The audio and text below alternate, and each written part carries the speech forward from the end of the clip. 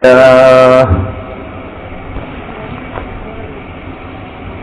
لله نحمده ونستعينه ونستغفره ونؤمن به ونتوكل عليه ونعوذ بالله من شرور أنفسنا ومن سيئات أعمالنا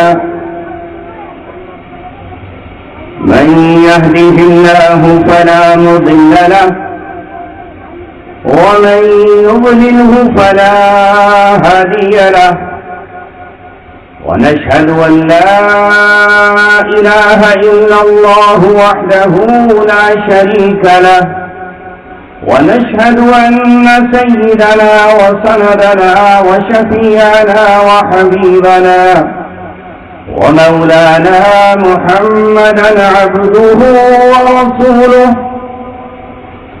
أرسله بالحق بشيرا ونذيرا وداعيا إلى الله بإذنه وسراجا منيرا وصلى الله عليه وسلم تسليما كثيرا كثيرا. أما بعد، قال الله تبارك وتعالى في كتابه الكريم: لا يأتيه الباطل من بين يديه ولا من خلفه تنزيل من حكيم حميد.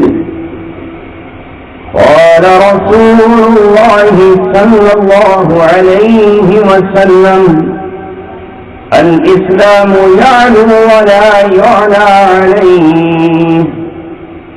صدق رسوله النبي الكريم.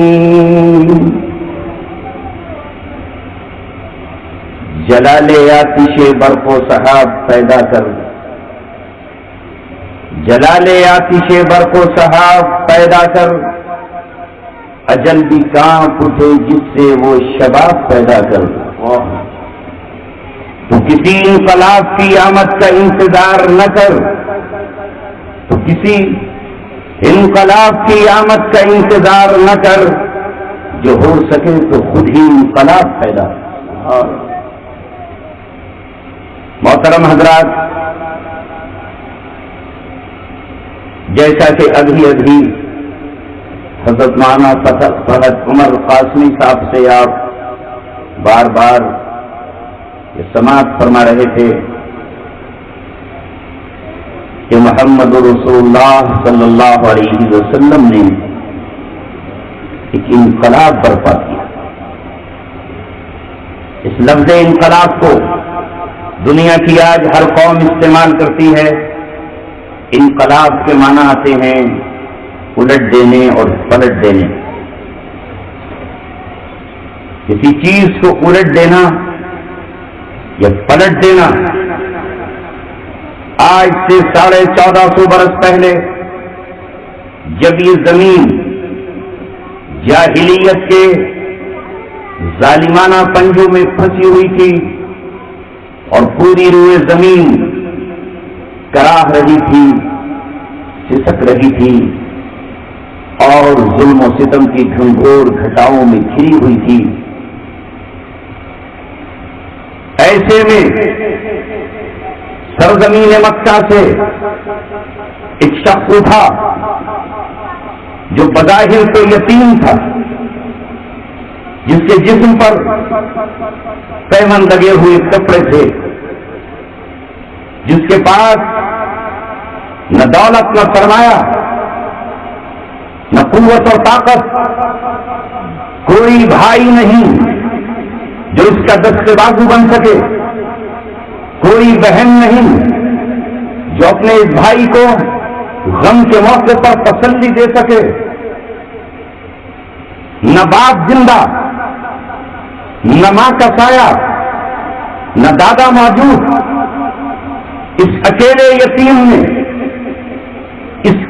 یتیم نے جو انقلاب برپا کیا، اس انقلاب کی گونج آج بھی پوری دنیا میں سنائی دے رہی ہے، اور جب تک یہ سورج چاند رہے گا، جب تک ستاروں کو دمکنے اور چمکنے کی قوت اللہ کی طرف سے ملتی رہے گی، اس انقلاب کی گونج پوری دنیا سنتی رہے گی، جسے علامہ الطاف حسین حالی نے کہا وہ بجلی کا کڑکا تھا یا صوت ہادی، عرب کی زمین جس نے ساری ہلا دی۔ یہ محمد رسول اللہ صلی اللہ علیہ وسلم کی ذات اقدس تھی، اور آج محمد رسول اللہ صلی اللہ علیہ وسلم کا دین اسلام پوری دنیا میں جگمگا رہا ہے اور ان کا پرچم لہرا رہا ہے۔ دنیا میں نہ جانے کتنے انقلاب آئے اور آتے رہیں گے، لیکن وہ انقلاب جسے محمد رسول اللہ لے کر آئے، اس انقلاب کی کوئی مثال پیش ہی نہیں کر سکتا۔ وہ انقلاب کائے سے آیا؟ یہی آج آپ کو نوجوانوں غور کرنے اور سوچنے کی ضرورت ہے۔ وہ انقلاب کس چیز کے ذریعے آیا؟ محمد رسول اللہ صلی اللہ علیہ وسلم نے جب مکہ میں آنکھیں کھولی تو اس وقت بھی دنیا میں تجارت ہوتی تھی، اس وقت بھی زراعت ہوتی تھی۔ دنیا اس وقت دو بڑی سپر پاوروں کے جبڑوں میں قید تھی، ایک کا نام کسرا کی قوت اور دوسری طاقت کا نام قیصر کی حکومت تھا۔ عرب پر بعض قبائلوں کا قبضہ تھا، تو عرب ہی کی سرسبز و شاداب سرزمین یمن اور عراق کسرا نے اپنے قبضے میں لے رکھے تھے، اور وہ عربوں سے خراج اور ٹیکس لیتا تھا۔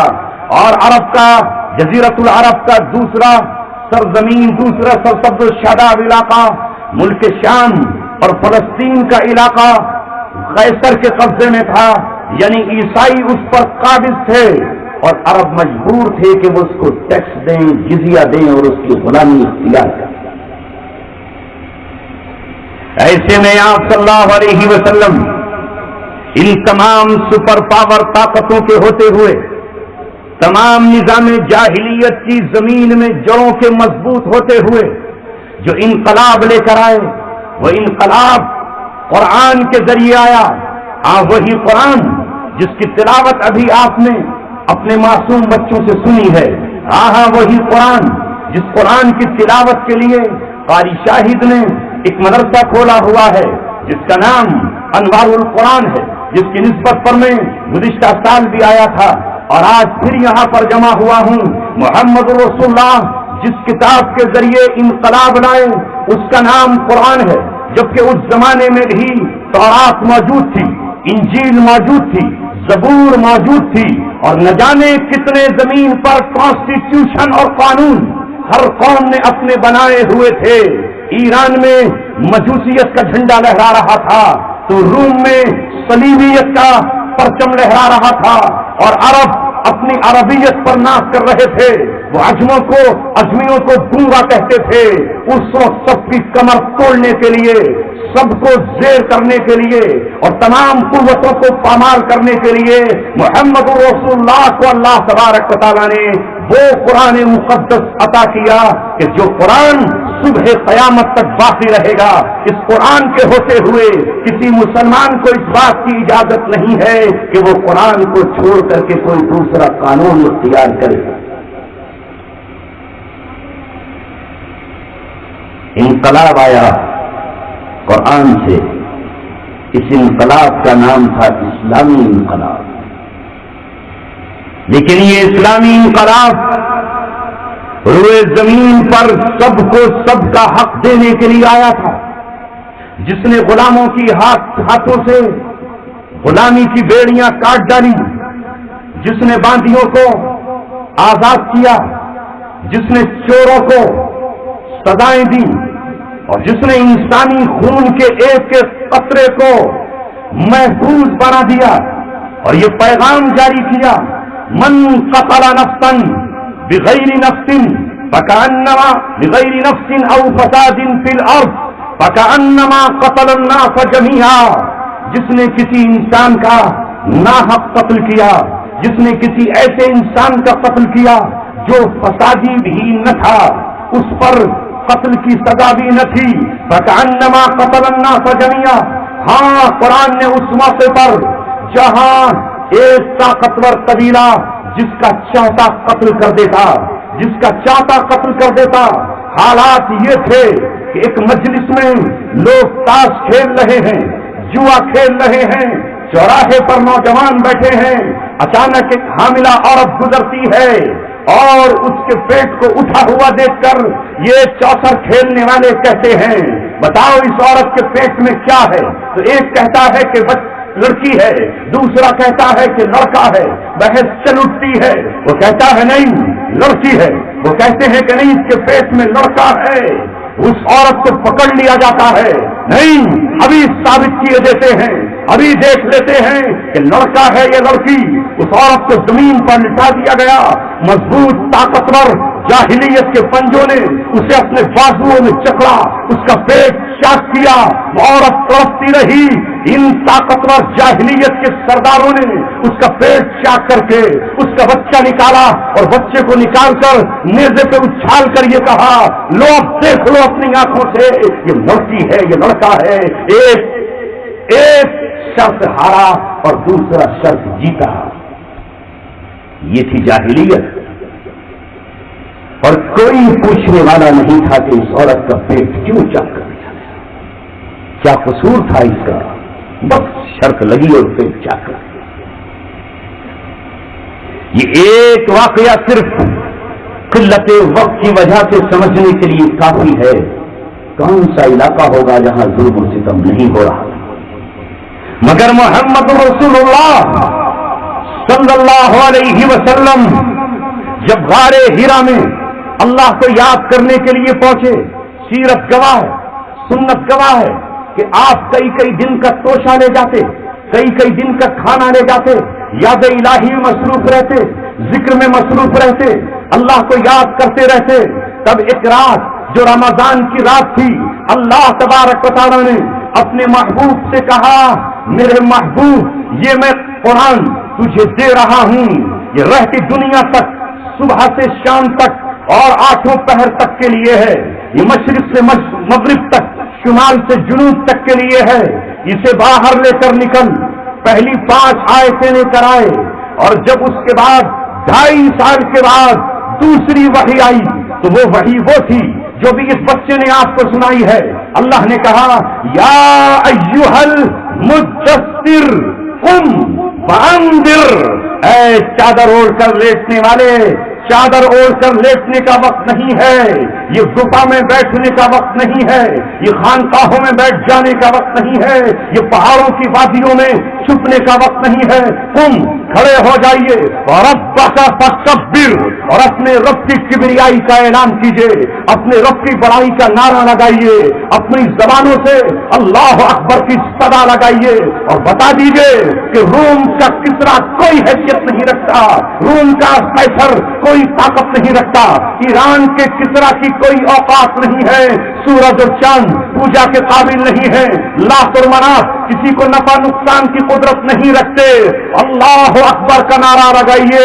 اللہ تبارک و تعالیٰ نے کہا نکلیے اور اٹھ کھڑے ہو جائیے۔ جو عیسائیوں کے پوپ اور پادریوں نے عبادت کا طریقہ اختیار کیا ہے کہ وہ کٹی بنا کر جھونپڑی بنا کر بیٹھ جائیں، محمد رسول اللہ جھونپڑیوں میں نہیں بیٹھنا ہے بلکہ ایوانوں تک پہنچ کر کلمہ حق بلند کرنا ہے، ظالم کے ہاتھ سے ظلم کی تلوار چھین لینا ہے اور مظلوم کی مدد کے لیے کھڑے ہو جاؤ۔ آج سے آ کر اعلان کرو، کسی چوراہے گلی اور کوچے اور محلے میں کوئی ہاتھ کسی عورت کی عزت تک نہ بڑھ جائے، کوئی ہاتھ کسی کمزور کے گلے تک نہ پہنچ جائے، کوئی یتیم درد سے کراہ نہ رہا ہو۔ یہی قرآن لے کر محمد رسول اللہ آئے۔ اگر یہ مقصد نہ ہوتا قرآن کا تو رب دو جہاں کی قسم محمد رسول اللہ صلی اللہ علیہ وسلم کبھی مکہ کو نہیں چھوڑتے، مکہ میں طواف کرتے رہتے، حجر اسود کو چومتے رہتے، صفا مروہ پہ دوڑتے رہتے، حتیم کے اندر عبادت کرتے، مزاب رحمت کے نیچے دعا کرتے رہتے، مگر محمد رسول اللہ اس لیے آئے ہی نہیں تھے، درد دل کے واسطے پیدا کیا انسان کو، ورنہ طاعت کے لیے کچھ کم نہ تھے کر رہی۔ ابھی تو مکہ چھوڑا اور تبھی مدینہ منورہ پہنچے۔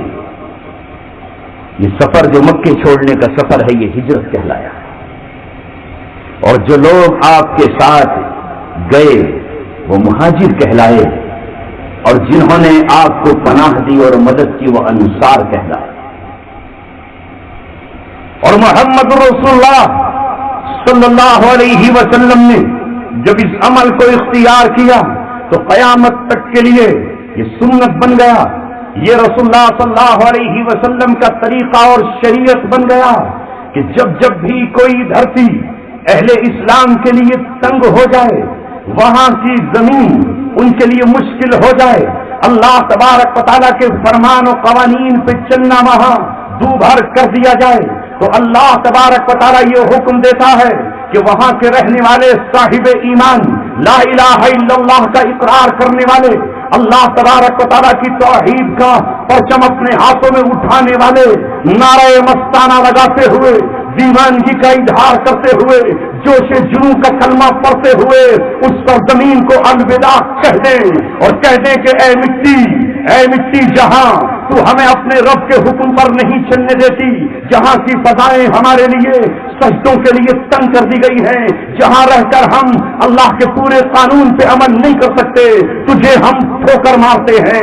رب کی زمین بہت وسیع ہے، الم تکن ارض اللہ واسعۃ فتہاجروا فیہا، پوری زمین اللہ کی ہے، ہم تجھے چھوڑ کر جاتے ہیں، لیکن اے زمین ایک دن ہم آئیں گے، آج تو ہم چھپ کے جا رہے ہیں، آج تو ہم روتے ہوئے جا رہے ہیں، آج تو ہم تڑپتے ہوئے جا رہے ہیں، آج تو ہم غم کے عالم میں جا رہے ہیں، آج تو ہم پیدل جا رہے ہیں، آج تو ہم مال و متاع چھوڑ کر جا رہے ہیں، لیکن جب ہم کل آئیں گے تو کل ہم دن کے اجالوں میں آئیں گے، اونٹوں پر کجاوے کس کر آئیں گے، گھوڑوں پر زینے سجا کر آئیں گے، اسلحے کے زیور سے لیس ہو کر آئیں گے، اس شان کے ساتھ آئیں گے کہ زمین دھمک رہی ہوگی، آسمان ہماری گرج سے چرچرا رہا ہوگا، اس وقت ہم دیکھیں گے کہ تم ہمیں اللہ تبارک و تعالیٰ کی عبادت سے کیسے روکتے ہو۔ لہذا روئے زمین پر محمد رسول اللہ نے ہجرت کا سبق دیا۔ ہجرت گویا کے فتح کا خیمہ ہوتی ہے، دنیا سمجھ میں نہیں پاتی کہ یہ مہاجر کل فتح کا جھنڈا بھی لہرا سکتے ہیں۔ قرآن پڑھیے تو صحیح، لیکن قرآن آج کے دور میں پڑھنے کے لیے کہاں آیا ہے؟ وہ تو ساقوں میں سجانے کے لیے آیا ہے، جس طرح گلدستے سجائے جاتے ہیں۔ قرآن پڑھنے کے لیے کہاں آیا ہے؟ معاف فرمائیے گا، قرآن کی تو کچھ آیتیں تھوڑی تھوڑی نکال لیجئے اور مرتب نصاب کر دیجئے، جو پسندیدہ ہو ہمارا بس اسی کو پڑھ لیجئے، باقی کو پڑھنے کی ضرورت نہیں۔ پورا مکمل قرآن پڑھیے، تب پتہ چلے گا کہ محمد رسول اللہ جس قرآن کو لے کر آئے وہ دنیا کے تمام نظام باطل کے خاتمے کے لیے آیا، تمام باطل نظاموں کے خاتمے کے لیے آیا، کمپرومائز کے لیے نہیں، سر جھکانے کے لیے نہیں، ان کے سامنے گھٹنے ٹیکنے کے لیے نہیں، بلکہ قرآن نے یہ کہا جس طرح کی وہ زبان استعمال کریں اسی طرح کی تم زبان استعمال کرو۔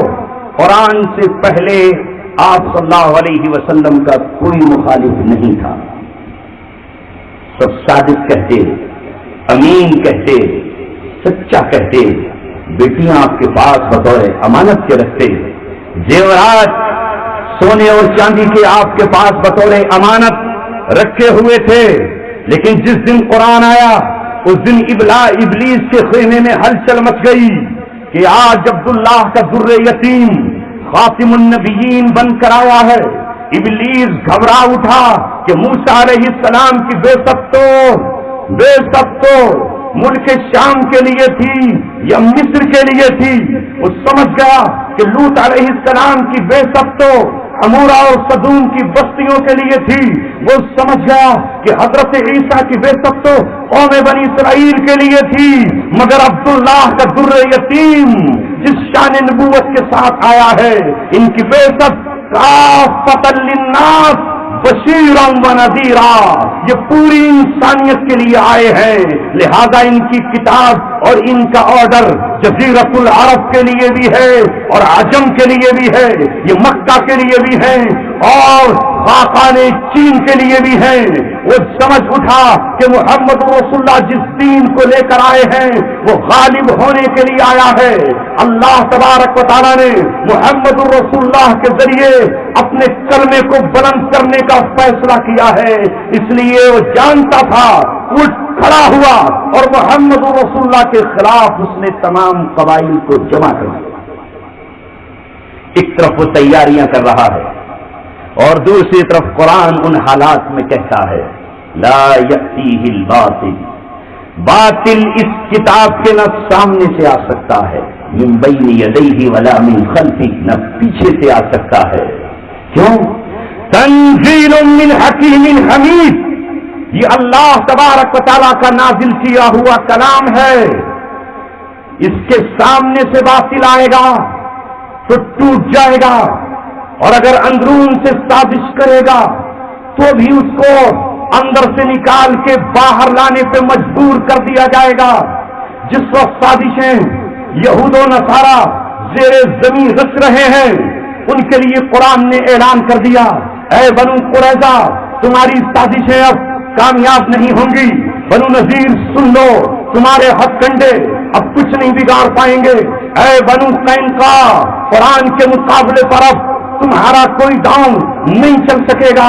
اور قرآن نے ابو جہل کو مخاطب کر کے کہا تو کتنی ہی قوت اکٹھی کر لے، اے ابو لہب تو کتنا ہی شور مچا لے، اے عتبہ اور شیبہ اور ولید بن مغیرہ تو سامنے سے تیر و کفن لے آ، گھوڑوں کا لشکر لے آ، لیکن یہ قرآن ہے، نہ باطل سامنے سے اس کا کچھ بگاڑ پائے گا اور نہ باطل اندرون سے اس کا کچھ بگاڑ پائے گا۔ کب تک؟ قیامت کی صبح تک اس کا کچھ نہیں بگڑے۔ یہی وجہ ہے کہ امت آج 1436ویں سال میں چل رہی ہے، 14 صدیاں مکمل اور 15ویں صدی کا 36واں سال چل رہا ہے۔ ایک دو سازشیں نہیں، نہ جانے کتنی سازشیں ہوئیں، لیکن اسلام کا کارواں اور قافلہ بڑھتا ہی چلا گیا، آج تک کوئی نہیں روک پایا۔ ذرا قرن اول کی داستان اٹھائیے، آواز لگی مکہ سے تو اسلام مدینہ میں داخل ہو گیا، اور جب مدینے کو روکنے کی کوشش کی گئی تو قرآن کریم نے پورے مدینے کو اپنی آغوش میں لے لیا۔ اللہ اکبر! اے مسلمانوں، کیونکہ قرآن اس دور میں وعدہ کر رہا تھا جب محمد رسول اللہ تنہا تھے، چچا زاد بھائی عقیل بھی ساتھ نہ تھا، سگے چچا ابو طالب بھی اسلام نہیں لائے تھے، یہاں تک کہ سگے چچا حضرت عباس بھی ایمان میں داخل نہیں ہوئے تھے۔ چند غلام اور باندیاں آپ کے ساتھ تھیں، چند کمزور اور مزدور آپ کے ساتھ تھے۔ اس وقت اللہ تبارک و تعالیٰ کہہ رہا تھا وَإِنَّ جُنْدَنَا لَهُمُ الْغَالِبُونَ، ہمارا لشکر غالب ہو کر رہے گا۔ اس وقت اللہ تبارک و تعالیٰ یہ کہہ رہا تھا، اللہ رب العزت اس وقت یہ کہہ رہا تھا وَإِنَّ اللَّهَ عَلَى نَصْرِهِمْ لَقَدِيرٌ، اللہ تبارک و تعالیٰ ان کی مدد پہ قادر ہے۔ اس وقت قرآن ان سے وعدہ کر رہا تھا کہ اللہ تبارک و تعالیٰ ان سے کہہ رہا تھا وہ دن آنے والا ہے جب دنیا کی قومیں تمہارے سامنے سر جھکائے کھڑی ہوں گی۔ اذا جاء نصر اللہ والفتح ورأيت الناس يدخلون في دين الله افواجا، کہ جب مکہ فتح ہو جائے گا تو قومیں اور فوجیں اسلام میں داخل ہو جائیں۔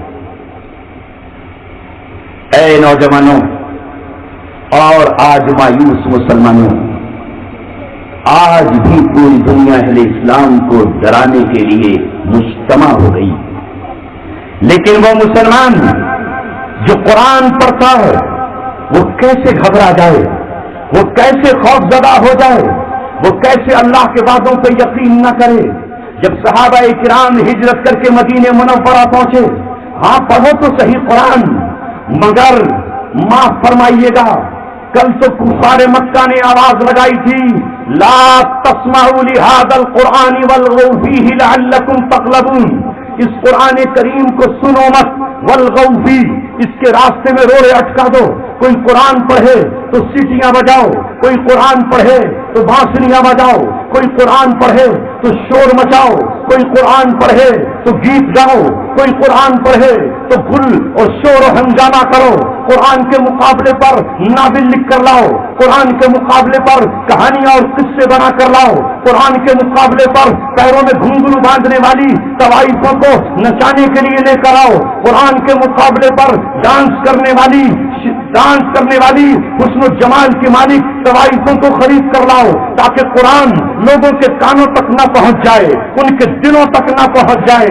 لا تسمعوا لهذا القرآن، اس قرآن کو سننے نہ دینا، اس کے راستے میں روڑے اٹکا جانا۔ 1450 برس پہلے قرآن نشانہ بنا، مگر اللہ اکبر، وہ صحابہ رضوان اللہ علیہم اجمعین تھے جن میں عبداللہ بن مسعود نے کہا، میں اس قرآن کو مکہ کے گلے کوچوں میں پڑھوں گا، میں حرم محترم میں قرآن کی تلاوت کروں گا۔ ابوبکر صدیق نے طے کیا، میں اس قرآن کو پڑھ کے رہوں گا۔ عمر ابن خطاب نے کہا، میں اس قرآن کی تلاوت کروں گا۔ محمد رسول اللہ نے کہا، میں اس قرآن کو مستقل پڑھ کر سناؤں گا۔ آج 1400 برس کے بعد ان کے چیلوں نے، ان کے ایجنٹوں نے اپنے باپ دادا کے مشن کو نافذ کر دیا۔ قرآن مت سنو اور سننے بھی مت سنو۔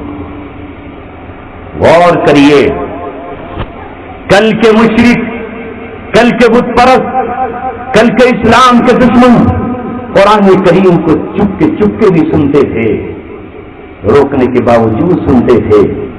آج کوئی قرآن کو سننے سے کترائے، قرآن کی تلاوت اس کے لیے خنجر کا زخم بن جائے، وہ قرآن کی تفسیر سے بھاگ رہا ہو اور قرآن کریم کو یہ کہے کہ مجھے قرآن نہیں سننا، قرآن مجھے نہیں سننا، تو یاد رکھیے کہ اس کے دل پہ مہر لگ چکی ہے، وہی جو کل یہودیوں کے دلوں پر لگی تھی، جنہوں نے کہا تھا قلوبنا غلف، ہمارے دلوں پر تالے لگ گئے ہیں، ہم نہیں سنیں گے قرآن۔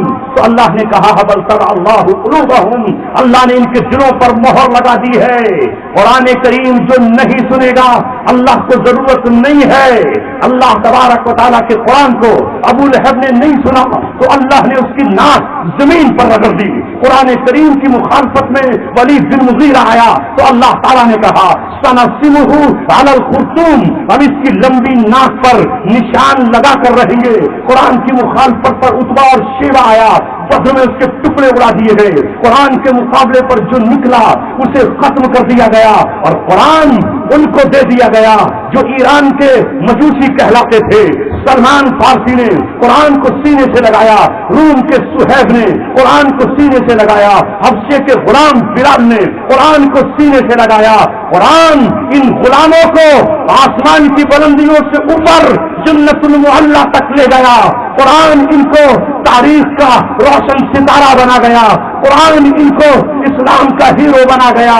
ولید بن مغیرہ قرآن کی مخالفت پہ مارا گیا، اور ولید بن مغیرہ کا بیٹا خالد بن ولید قرآن پر ایمان لا کر، قرآن کا غلام بن کر، محمد رسول اللہ کا دیوانہ بن کر اسلام کا سپہ سالار بنا، اور اس نے فتوحات کے وہ دروازے اختیار کیے کہ دنیا کا کوئی جرنیل آج تک حاصل نہیں کر سکا ہے۔ تاریخ اسلام اور تاریخ انسانیت اور بہادروں کا گروہ اور جوادوں کا لشکر خالد بن ولید پہ ناز کرتا رہے گا، جس نے دنیا میں بھی فتح و بہادری کے جھنڈے گاڑ دیے، اور آخرت میں محمد رسول اللہ کے ساتھ فردوس اعلیٰ اور جنت میں اپنا اونچا مقام بنایا۔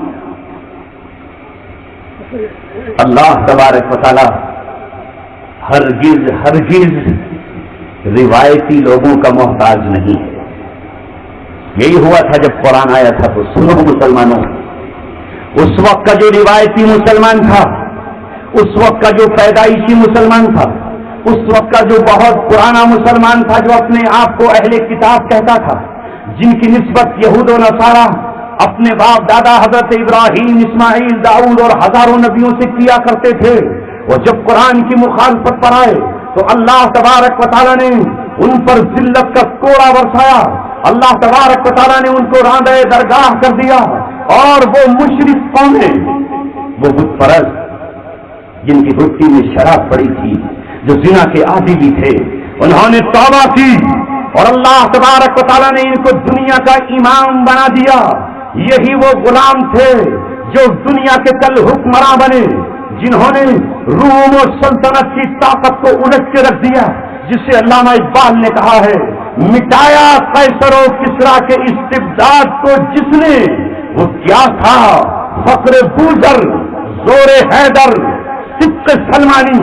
تو میں یاد کر رہا تھا کہ جب مسلمان اتنے کمزور تھے کہ مکہ میں رہنے کو پناہ بھی نہ تھی، کہ مدینہ میں جا کر کے پناہ لی، اور مدینے کا حال یہ تھا کہ وہاں منافقوں سے مدینہ گھرا ہوا تھا، 1/3 منافق تھے، اور حکمرانی وہاں پر یہودیوں کی، 3 بڑے یہودیوں کے خاندان تھے، بنو قریظہ، بنو نذیر، بنو قینقاع۔ ایسے میں مسلمان جو مکہ سے گئے ہو تو مجبور تنہا اپنے کپڑے لے کر گئے تھے، اور جنہوں نے پناہ دی، وہ پناہ دینے کی بنیاد پر اس وقت ساری دنیا کا نشانہ بن چکے تھے۔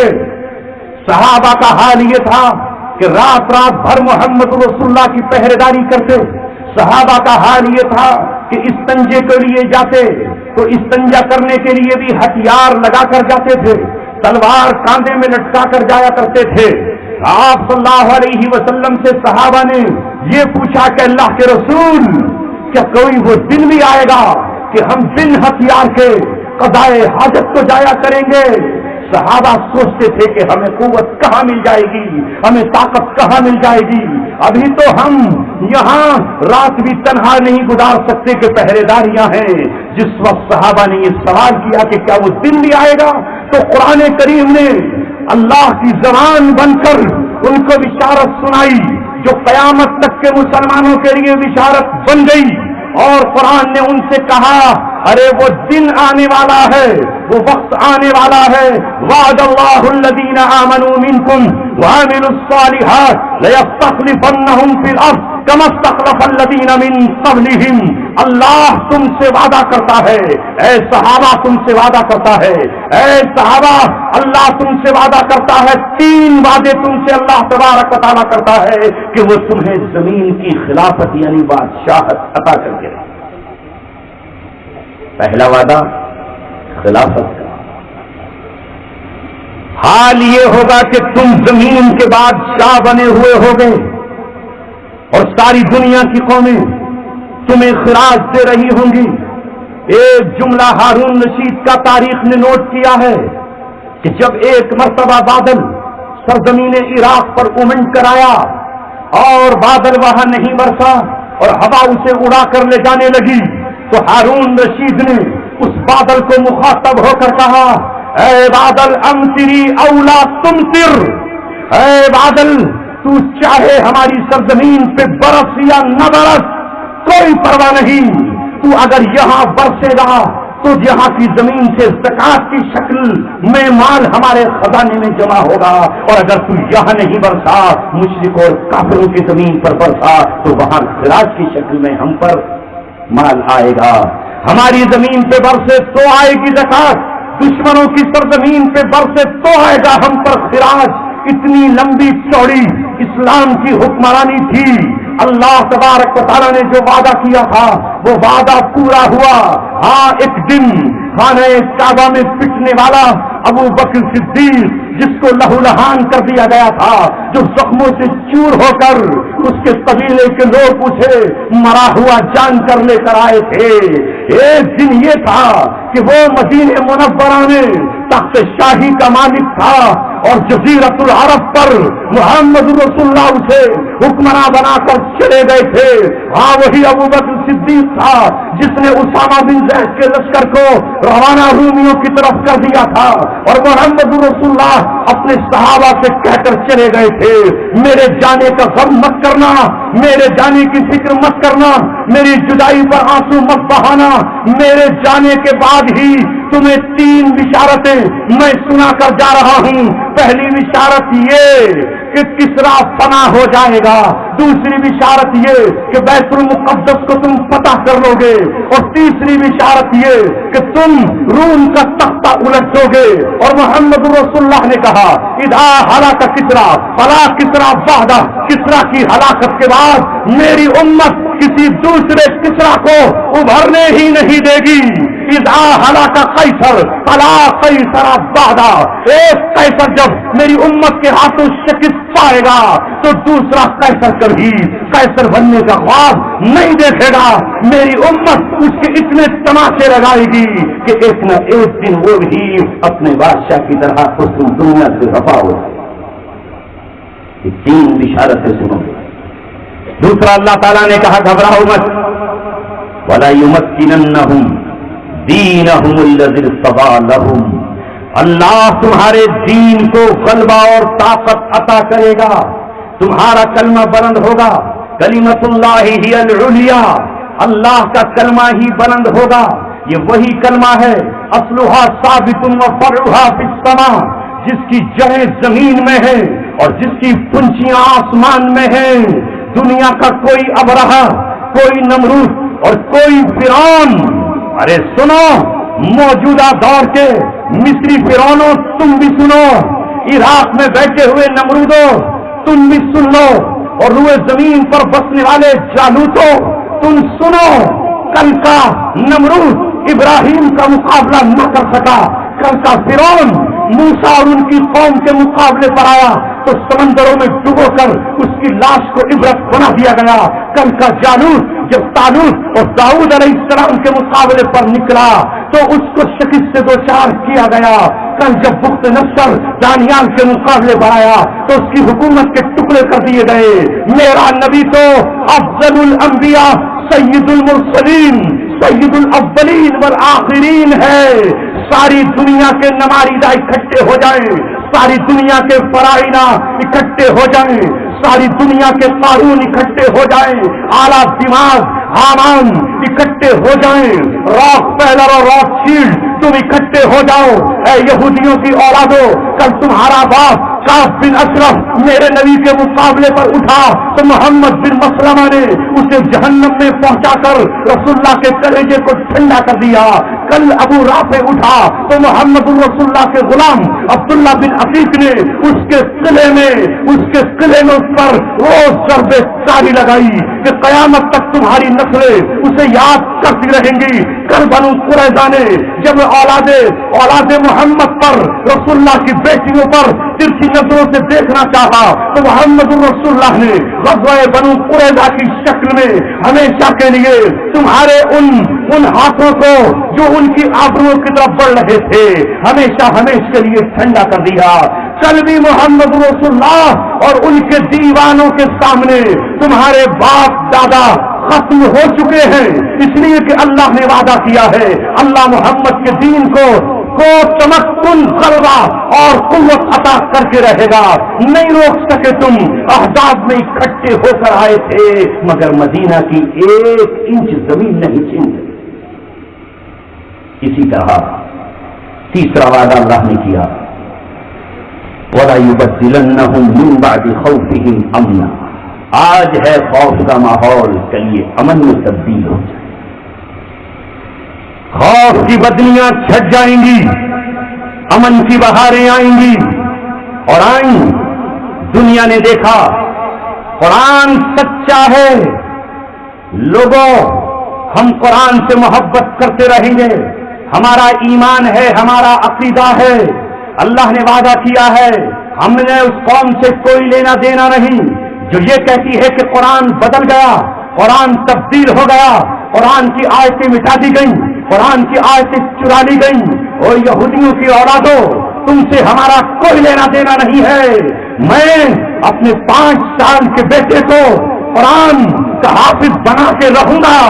میری ماں مجھے قرآن کی طرف لگا کر اپنا فرض ادا کر چکی ہے. امت کا ایک رکشہ سولر دن بھر رکشہ چلا کر اپنے بیٹے کو قرآن حفظ کرا کے رہے گا، حفظ کرا کر رہے گا. نواب قرآن پڑھنا چھوڑ دے تو کیا ہوا؟ ایم پی او کے بیٹے اگر دہرادون کا رخ کر لیں تو کیا ہوا؟ لاس اینجلس کی طرف اگر عرب حکمرانوں کے شہزادے چلے جائیں تو کیا ہوا؟ جھونپڑیوں میں چراغ جلانے والی ماں، تیرے جذبوں کو سلام کہ تو نے آج قرآن سے محبت کی ہے. اور ہم یہ کہہ رہے ہیں انا نحن نزلنا الذکر وانا لہ لحافظون. اللہ ہی قرآن کا محافظ ہے اور اس نے قرآن کی حفاظت کا وعدہ کیا ہے. یہ قرآن وہی ہے جو محمد الرسول اللہ پہ اترا تھا. ہاں یہی قرآن وہ ہے جس نے ابو بکر صدیق سے خلافت کا وعدہ کیا تھا تو ان کو 2.5 سال تک خلافت دی. یہ وہی قرآن ہے جس نے صحابہ سے خلافت کا وعدہ کیا تھا تو عمر ابن خطاب 10 سال تک خلافت کرتے رہے. یہ وہی قرآن ہے جس نے خلافت کا وعدہ کیا تھا تو عثمان غنی کو 12 سال تک خلیفہ بنائے رکھا. یہ وہی قرآن ہے جس نے حضرت عثمان کی شہادت کے بعد حضرت علی کو خلیفہ بنائے رکھا. ہاں یہ وہی قرآن ہے جس نے ان کے بعد حضرت حسن کے ہاتھ میں پرچم دیا، پھر حضرت حسن نے امیر معاویہ کے سپرد کر دیا اور 20 سال تک وہ خلیفہ رہے. خلافت کا پرچم نسلم بنسلم بعد آگے بڑھتا رہا. بنو امیہ نے جب آگے بڑھایا تو پھر بنو عباس نے تھام لیا.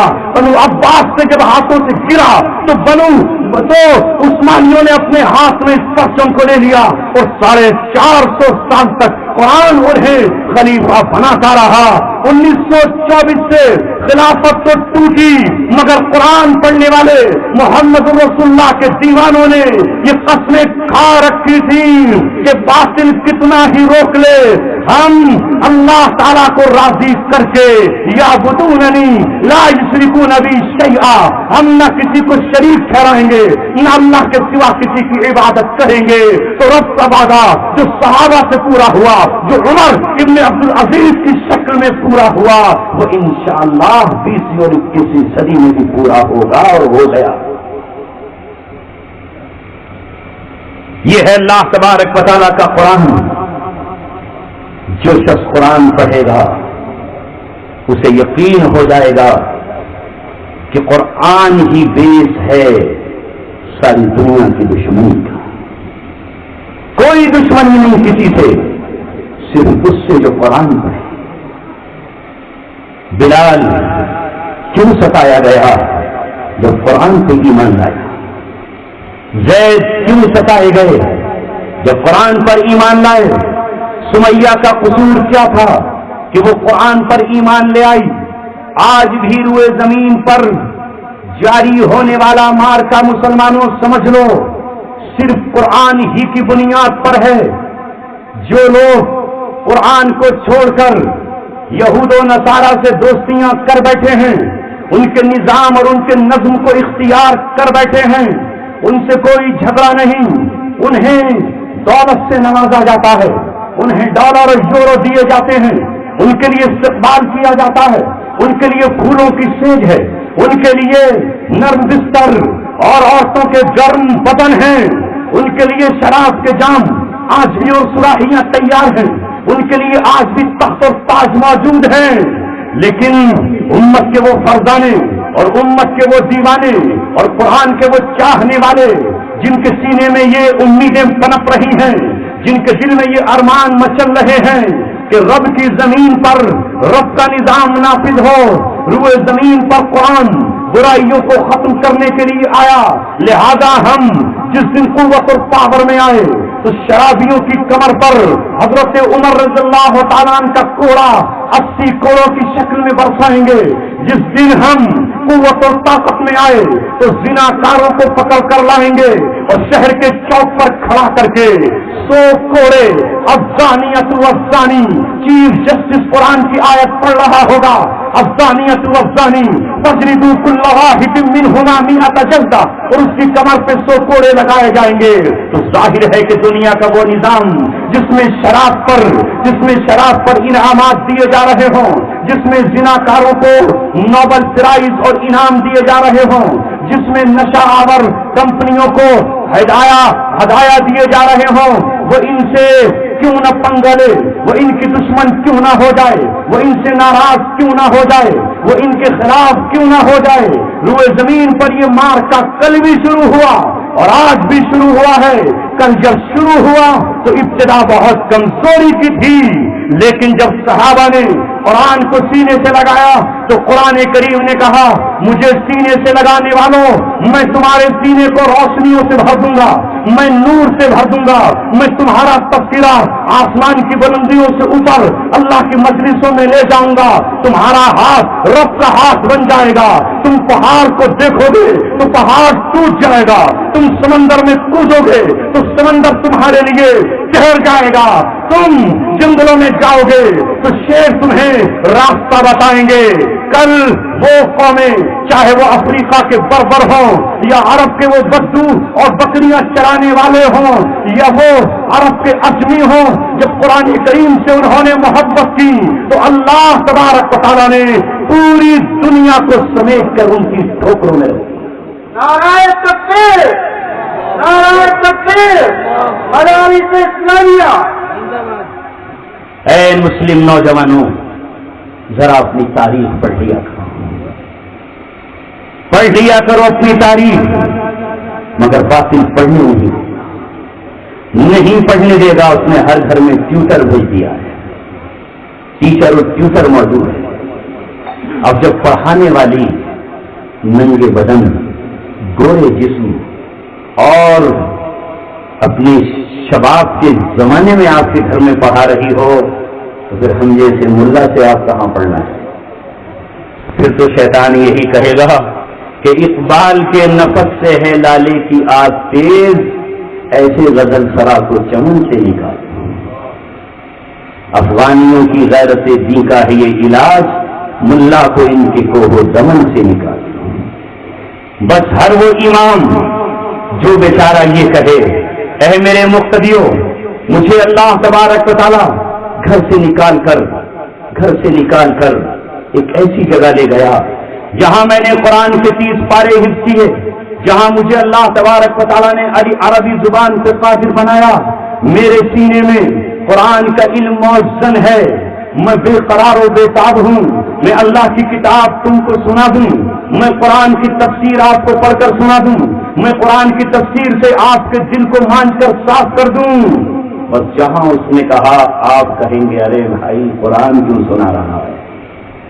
اس سے پہلے کہ تو قرآن سنا ہم تیری چٹکی کیے دیتے، مس کرنے کے اپنے گول ہو جائے۔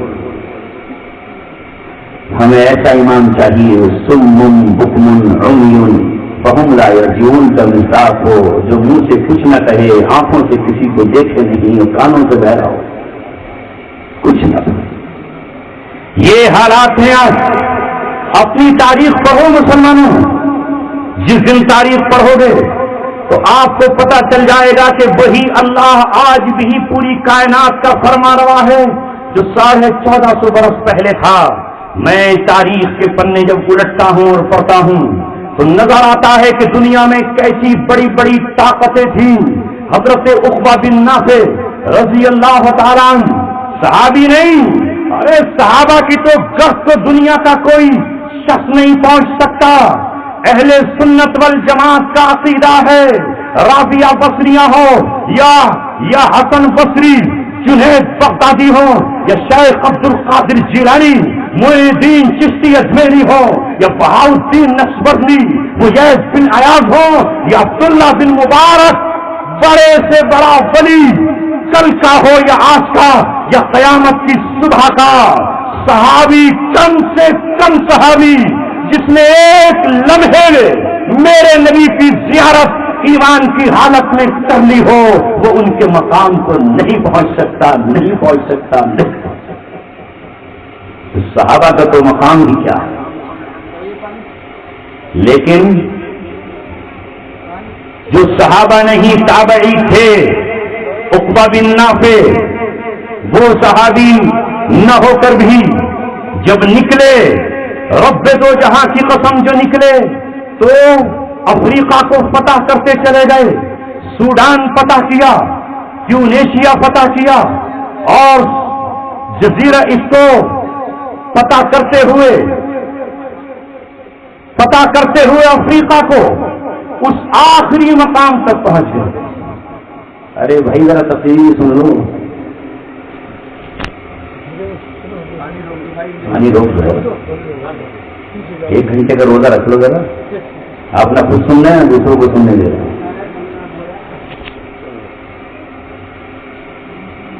5-10 منٹ کی بات ہے۔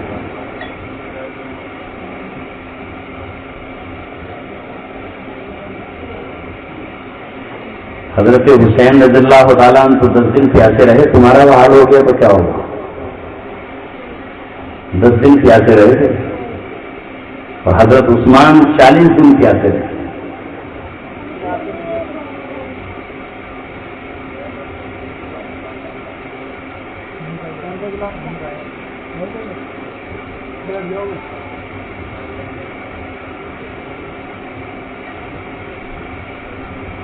کھانا اور پانی کرنا ہے تو پھر تفریح کی کیا ضرورت ہے؟ دسترخوان لگے اور میں بھی کھاؤں، آپ بھی کھانے سب لوگ، کھانے ہی کا پھر پروگرام ہو جایا کرے۔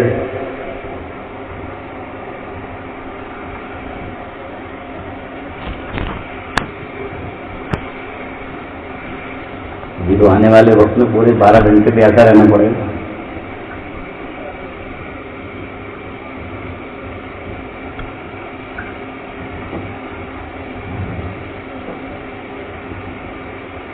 شریف پڑھ لیجیے۔ اللهم صل على محمد وعلى آل محمد كما صليت على إبراهيم وعلى آل إبراهيم إنك حميد مجيد يا رب صل وسلم دائما أبدا على حبيبك خير الخلق كلهم۔ بتائیں گے میں کیا سنا رہا تھا؟ آپ سے پوچھا نہیں، پیچھے نہیں، سامنے جو بیٹھے ہیں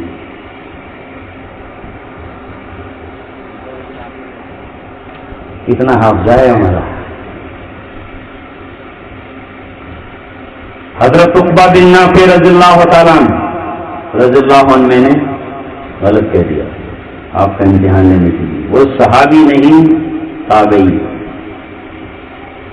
رضی اللہ عنہ صحابی کے ساتھ لگتا ہے، علیہ السلام نبی کے ساتھ لگتا ہے، ہمارے نبی کے ساتھ صلی اللہ علیہ وسلم لگتا ہے۔ مگر آپ کو عجیب و غریب بات بتاؤں، دنیا میں ایک ایسی قوم بھی ہے جو صحابہ رضی اللہ تعالیٰ عنہم پر رضی اللہ عنہ کو درکنار ان پر لعنت بھیجتی ہے، انہیں مرتد قرار دیتی ہے، اور ان پر بغض و عناد کا یہ عالم ہے کہ وہ انہیں کافر تک قرار دیتی ہے۔ جب ان سے نفرت کی تو کہا کہ قرآن بھی تبدیل ہو گیا۔ ایسی بھی قوم ہے، لہذا یاد رکھو مسلمانوں، یہ لوگ نہ تمہارے سلام و کلام کے مستحق ہیں، نہ ان کے یہاں آنا اور جانا جائز ہے، نہ ان سے نکاح جائز ہے، نہ ان کا ذبیحہ حلال ہے۔ یہ روئے زمین کے مرتدین ہیں جو صحابہ سے بغض رکھے۔ رسول اللہ نے فرمایا، جس نے میرے صحابہ سے بغض رکھا، جس نے اللہ اصحابی میرے صحابہ سے بغض نہ رکھنا، من احبہم فبحبی احبہم، جس نے ان سے محبت کی اس نے میری وجہ سے محبت کی، ومن ابغضہم، جس نے ان سے بغض رکھا اس نے میری وجہ سے ان سے بغض رکھا۔ میرے صحابہ ستاروں کی مانند ہیں، اس لیے پوری اہل سنت والجماعت نے ان تمام فرقوں اور گروہوں اور جماعتوں کو اسلام سے خارج قرار دیا ہے جو صحابہ کو رضی اللہ عنہم نہیں مانتے، جو بخشا بخشایا نہیں مانتے۔ میں عرض کر رہا تھا کہ عقبہ یہ رضی اللہ عنہ نہیں، رحمت اللہ علیہ ہیں، تابعی ہیں، ان کے ماموں حضرت عمرو بن عاص ہیں۔ جب یہ افریقہ کو فتح کرتے ہوئے نکلے اور ایک مقام پر انہوں نے ایک شہر بسانے کا فیصلہ کیا تو لوگوں نے کہا افریقہ میں یہ شہر ہاتھیوں کا مرکز ہے، یہاں شیر بہت ہی وحشی ہیں، یہاں کے سانپ اور بچھو اور جانور نہایت زہریلے ہیں۔ اے عقبہ بن نافع، کیا آپ یہاں ہمیں جانوروں کے منہ میں ڈال دیں گے۔ عقبہ بن نافع نے کہا نہیں، یہ جانور ہمارے غلام اور ہمارے مزدور ہیں۔ پہاڑ کی ایک ٹیلے پر کھڑے ہوئے اور کھڑے ہو کر کہا ایھا الحیات والسباع، اے جانوروں، آج محمد رسول اللہ کے غلام یہاں اپنی ایک شہر بسانا چاہتے ہیں جو ان کی سیکورٹی کے لحاظ سے انتہائی ضروری ہے۔ میں تمہیں حکم دیتا ہوں کہ تم اس علاقے کو چھوڑ کر چلے جاؤ، اس سے پہلے کہ تمہارا کوئی فرد ہمارے بچوں پر یا ہمارے کسی فوجی پر حملہ آور ہو۔ اگر اس نے حملہ کیا تو ہم تلوار سے اس کی گردن کاٹیں گے۔ یہ سنتے ہی تاریخ گواہ ہے، شیر نے اپنے بچے کو اپنی پیٹھ پر بٹھایا اور اس سے کہا اے میرے بچے، کب تک یہ تیرا مسکن تھا؟ آج محمد کے غلاموں کی آماج گاہ ہے، اسے چھوڑ کر یہاں سے چل، کہیں نادانی میں ہمنے کا کوئی شخص اس فوج پہ حملہ آور نہ ہو جائے اور ہم ان کی قہر آلود تلواروں کا شکار نہ ہو جائیں۔ شیر چلا گیا، سانپ چھوڑ کر چلا گیا، بچھوؤں نے وہ پوری وادی کی وادی خالی کر دی۔ یہ تھا محمد رسول اللہ کے ان دیوانوں کا مقام جو تابعین کہلاتے تھے۔ اس کے بعد بھی اسلام کو وہ لوگ ملتے رہے۔ قتیبہ بن مسلم باہلی، اللہ تبارک و تعالیٰ ایسے لوگوں کو جزائے خیر عطا فرمائے جو دریائے جیہون کو عبور کر رہے ہیں۔ دریا اپنی تابانی پر ہے، موجیں اس کی کناروں سے لہرا رہی ہیں۔ دریا کے کنارے بیٹھ کر نماز ادا کی، 2 رکعت نماز ادا کر کے اللہ تبارک و تعالیٰ سے کہا اے اللہ، اگر میں تیرے دین کے لیے نکلا ہوں، تیرے پرچم کو لہرانے نکلا ہوں، تیرے قرآن کے نظام کو نافذ کرنے نکلا ہوں، تیرے دین کی سربلندی کے لیے نکلا ہوں، تو اس دریا میں مجھے ڈبونا مت، اور اگر میرا یہ مقصد نہیں ہے تو دریا کی موجوں کے ذریعے میری گردن کو توڑ دینا اور مجھے دریا کی موجوں میں ہلاک کر دینا۔ تاریخ گواہ ہے، یہ کہہ کر انہوں نے اپنے ساتھیوں سمیت دریا میں گھوڑا ڈالا اور دریائے جیہون کو پار کرتے ہوئے ماوراء النہر تک پہنچ گئے۔ اللہ اکبر! یہی قتیبہ بن مسلم باہلی تھے جنہوں نے چین کے دروازے پر دستک دی اور خاقان نے چین سے کہا اس وقت تک واپس نہیں جاؤں گا جب تک تمہاری زمین کو اپنے پیروں میں روند نہیں دیتا اور تم سے خراج اور ٹیکس نہیں لے لیتا۔ یہ ہے وہ قرآن، اس کو جب لوگوں نے سینے سے لگایا تو ان کی فوجیں ملک شام سے نکل کر چین کے بارڈر تک پہنچ گئی تھی۔ چین کے بادشاہ نے کہا مذاکرات کے لیے اپنے جید سمجھدار لوگوں کو بھیج دو۔ قتیبہ بن مسلم باہلی نے 9 لوگوں کو بھیجا۔ بادشاہ نے ان سے کہا کہ تمہارا جرنیل پاگل ہو گیا ہے، 3000 کی فوج پہ گھمنڈ کر رہا ہے، اگر وہ باز نہیں آیا تو میں اسے کچل ڈالوں گا، اس کی قوت کو رون ڈالوں گا، اسے معلوم نہیں ہے کہ وہ ہمارے علاقے میں ہے۔ اللہ اکبر! یہ 9 کے 9 وہ تھے جو دنیا کو 3 طلاق دے چکے تھے، جو دنیا کو ٹھوکر مار چکے تھے۔ ان 9 نے یہ کہا تو قتیبہ بن مسلم کو تنہا مت سمجھنا، اسلام کی قوت کو دیکھ، ملک شام سے لے کر کے سمرقند و بخارا تک اسلام کا پرچم خراسان تک لہرا رہا ہے۔ تو قتیبہ بن مسلم باہلی کو تنہا مت سمجھنا، اگر ہمیں تو نے کچلنے کی کوشش کی تو ہم تو موت کی آرزو میں جیتے ہیں، ہم تو وہ ہیں جو موت سے ایسی محبت کرتے ہیں جیسے تم زندگی سے محبت کرتے ہو۔ قتیبہ بن مسلم نے قسم کھائی ہے وہ جب تک تیری زمین کو روندے گا نہیں اور جب تک تم سے خراج نہیں لے گا واپس نہیں جائے گا۔ ان 9 لوگوں کی جرأت دیکھ کر چین کا بادشاہ گھبرا اٹھا، اس نے ٹوکرے میں مٹی دی اور ہدیے اور تحفے دیے اور خراج دینا منظور کیا۔ قتیبہ بن مسلم باہلی یہی چاہتے تھے، اس مٹی کو پیروں کے نیچے اپنی روندا اور رون کر یہ کہا کہ میں نے اپنی قسم پوری کر لی ہے اور چین کے بادشاہ اپنی فوج کو لے کے ہم پہ حملہ آور مت ہو۔ یہ ہے آپ کی سنہری تاریخ۔ جو مسلمان بھی آج یا آج کے بعد روئے زمین پر اس قرآن کو ہاتھوں میں سجا کر اٹھ کھڑے ہوں گے، اللہ تبارک و تعالیٰ کی مدد آئے گی۔ نبی کی حدیثیں چونکہ نظروں سے اوجھل ہو گئیں، میرے نبی نے فرمایا کہ میری امت کے پاس اگر 12,000 کا لشکر ہوگا تو کبھی تعداد کی وجہ سے شکست نہیں کھائے گا، 12,000 آپ نے فرمایا کہ میری امت کا لشکر اقلیت میں نہیں ہے، اسے کوئی شکست نہیں دے گا اگر وہ صحیح معنی میں قرآن سے اپنی وفاداریاں نبھا دے تو اللہ تبارک و تعالیٰ ان کی مدد فرمائے گا۔ امت مسلمہ دوستو عزیزو، 20ویں صدی کے غم سے گزر کر 21ویں صدی کے 15 سال خاک و خون میں غلطہ ہو کر پھر ایک نئے دور اور نئے مرحلے میں داخل ہو گئی ہے۔ آج اللہ تبارک و تعالیٰ نے ٹھیک اسی طرح جس طرح قرآن کی آمد کے وقت مدینہ منورہ میں اسلام کے دیوانوں کو جمع کر دیا تھا۔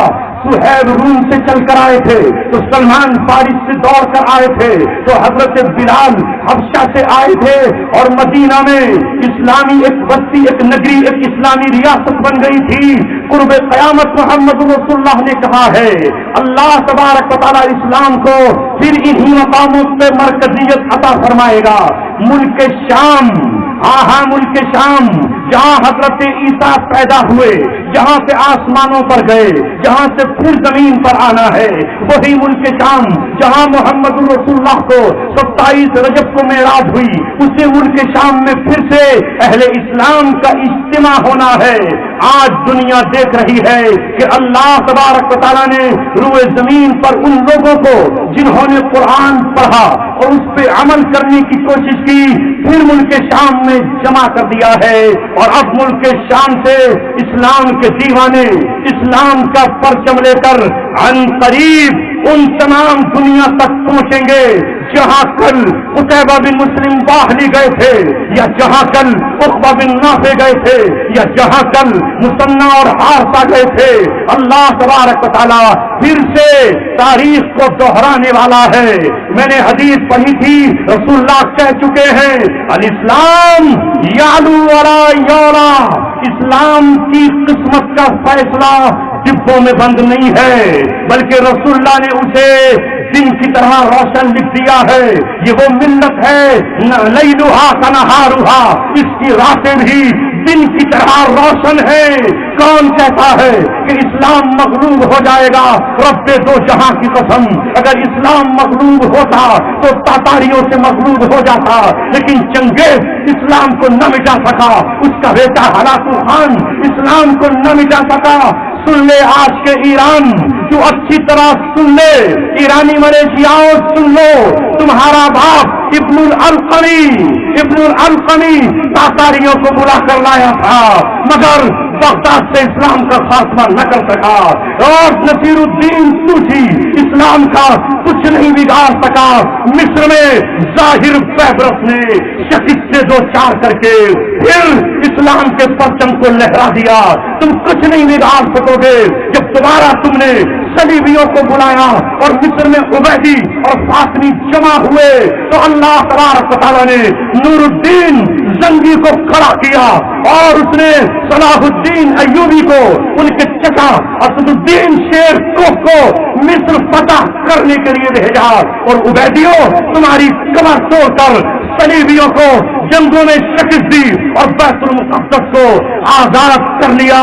اے نصیریوں، جس کا ذکر آج لاسیا کا ذکر آج آیا ہے، اخبار کے پنے کی سرخی بنا ہے، میرا نوجوان تو نہیں جانے گا مگر تاریخ کا طالب علم جھوم اٹھا۔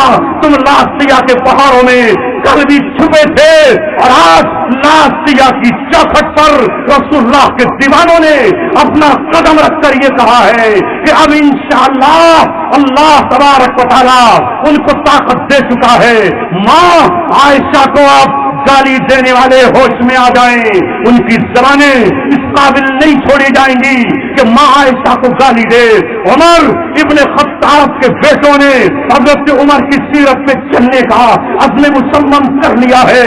صدیق اکبر کے بیٹوں نے ابوبکر صدیق کی بیٹی اور صدیق اکبر کی حفاظت کا فیصلہ کر لیا ہے، یا تو اسلام کی چوکھٹ پر لا کر تمہیں ویسے ہی توبہ کرائیں گے جس طرح ابوبکر صدیق نے تم سے توبہ کرائی تھی، اور یا ابوبکر صدیق کی طرح وہی اعلان کریں گے الدین وانا حی، ابو بکر زندہ ہو اور اور اس کے سامنے دین میں کمی کر دی جائے. تم لاکھ ابو بکر کو برا کہو, لاکھ عمر کو برا کہو, مگر تاریخ انسانیت کے چہرے پر اللہ تبارک و تعالی اپنے دین کو دو وزیر عطا کرتا رہے گا.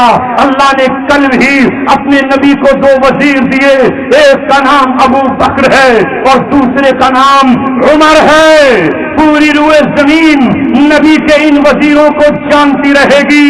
اللہ اپنے نبی کے دین کی حفاظت کے لیے تاریخ کے ہر موڑ پر ابو بکر اور عمر کو پیدا کرتا رہے گا. کل تک تم ایک عمر سے گھبرا رہے تھے, اب اللہ نے عمر کے ساتھ دنیا کو ابو بکر بھی دے دیا ہے. ابو بکر و عمر اسی طرح درخشاں سورج کی طرح چمکتے رہیں گے یہاں تک کہ اللہ تبارک و تعالی اپنے ابراہیم کے دونوں بیٹوں کی دو شاخوں کو جمع کر دے گا. ایک اسحاق کا بیٹا حضرت عیسیٰ بن کر آ جائیں گے اور دوسرے اسماعیل کا بیٹا حضرت مہدی بن کر آ جائیں گے. جب بنو اسماعیل اور بنو اسحاق دونوں اکٹھے ہوں گے تو حضرت عیسیٰ اپنے باغیوں سے انتقام لیں گے اور حضرت مہدی اپنے باغیوں سے انتقام لیں گے. شام کا مارکا سچ چکا ہے اور قرآن پھر سے اپنی تاریخ دہرا رہا ہے. اے قرآن سے محبت کرنے والوں, اپنا اپنا فریضہ ادا کرتے رہو.